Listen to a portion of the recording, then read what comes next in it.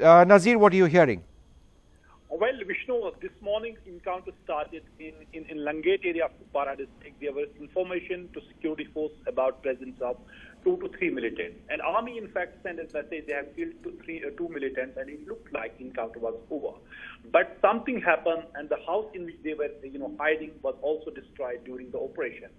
But looks like someone, a militant, he rose from the rubble. He was alive, and he resorted to heavy firing, in which one inspector of CRPF and a CRPF jawan were killed, and also 2 policemen of Jammu and Kashmir Police have been killed in this encounter. So heavy casualties again. 8 security force personnel, among them commandant of CRPF, have been injured. This is one of the series of encounters after 14th February attack, suicide attack in Pulwama, where security force have suffered heavy casualties. And they were telling us that recalibrating their strategy, how to minimize casualties and also collateral damage, their own casualties and collateral damage during these encounters. Yep. But something went wrong in this encounter where security force suffered casualties. Nazir, if you just be with us for a moment, I've got another update, this time coming in from the CRPF. An update on the encounter in Kupwara and Jammu and Kashmir. Firing continues. 1 personnel of the 92 Battalion of the CRPF has lost his life, attained martyrdom. 3 personnel of the 92 Battalion of the CRPF got injured in the encounter and have been evacuated to 92 Base Hospital for treatment. Heavy firing continues and updates will follow. So that's what the CRPF is saying. Nazir, go ahead. Well, that is a CRPF statement, but senior police officer told me that they have suffered 2 casualties. Yep. And he said 3 to 4 persons are injured. Among them is commandant, but commandant is safe. But they are saying there is out of danger. They have been evacuated and shifted to hospital for treatment.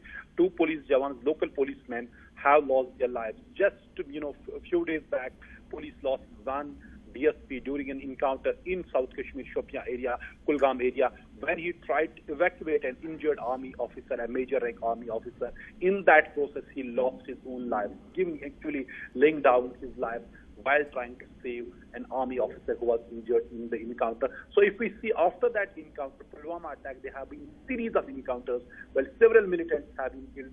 At the same time, security force, the Jammu and Kashmir Police, CRPF and army have suffered heavy casualties. And in this encounter, when everything looked that it is over, 2 militants have been killed, suddenly firing again resumed, and security force suffered 4 casualties and 8 personnel have been injured. And Nazir, all of this, as we've been reporting, the ceasefire violations also continuing along the line of control in Mendhar and Balakot and Krishna Ghati sector. So the line of control remains hot as well.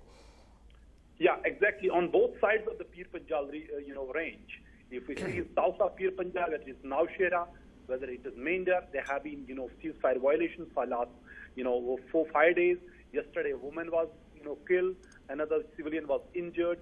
And in last night there was ceasefire in even today in Kamalkot in Uri, where 7 civilians were injured in Pakistani shelling. So things are not good on the ground, whether it's line of control or the hinterland. We see encounters where this operation was started by security forces.